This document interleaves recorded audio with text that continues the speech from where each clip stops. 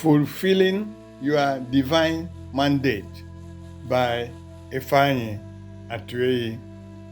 It is true that many individuals who could have been great accomplishers and architects of breakthroughs in their communities die as failures and underachievers and are buried with their unfulfilled destinies. For us not to be part of this, it is necessary that we constantly reflect on the essence of our existence on earth. God's purpose for man from the time of creation is to grow, expand, increase, multiply, develop, and dominate. This is clearly spelled out in Genesis 1, verse 28, which says, "And God blessed them, and God said unto them, Be fruitful, and multiply, and replenish the earth, and subdue it, and have dominion." I don't consider this as a mere counsel, suggestion, or request. I believe it is an instruction, a definite command, which makes it a binding obligation.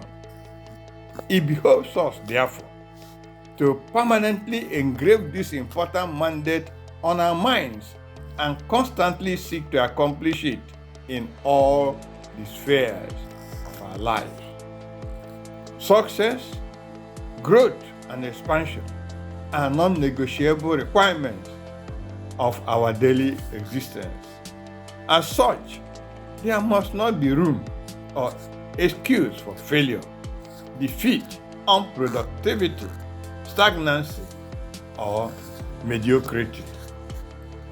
The beautiful thing about the mandate we have received from God is that adequate provision has been made for us to successfully fulfill it.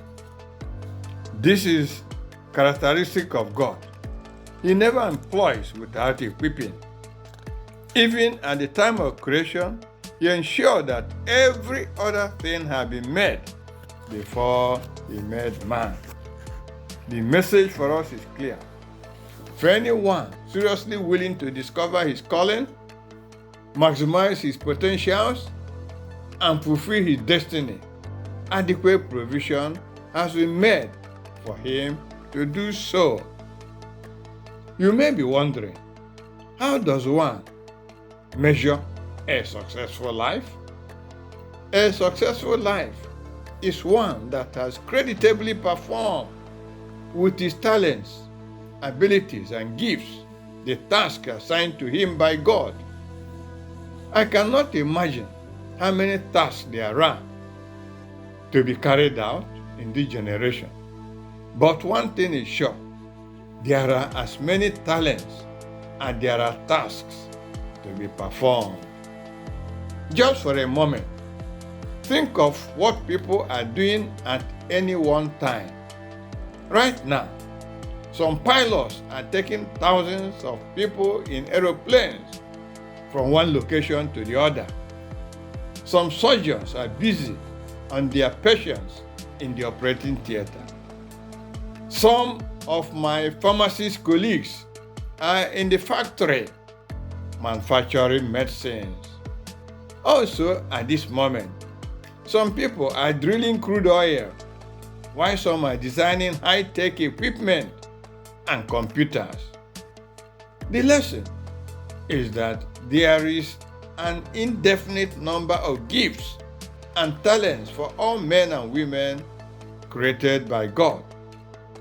There is a purpose and room for everyone in God's array of achievers.